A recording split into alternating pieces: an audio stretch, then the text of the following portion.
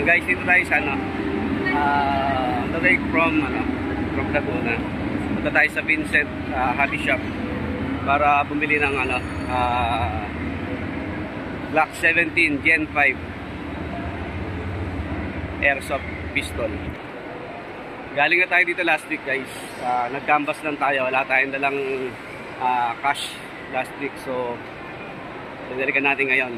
Grab na natin yung pagkakataon, guys, na mag-around tayo ng airsoft mga pistol. So follow na lang yung yung rifle para makasali tayo sa group ng mga airsoft group para makapaglaro tayo ng maayos, guys.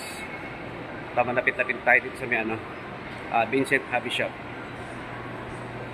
Nasa 4th floor siya. Malapit sa sinihan, guys. Yung dating sinihan, eto yung dating sinihan, guys. Ito na lang yata yung natitira ng So ang tabi lang, guys. Ito.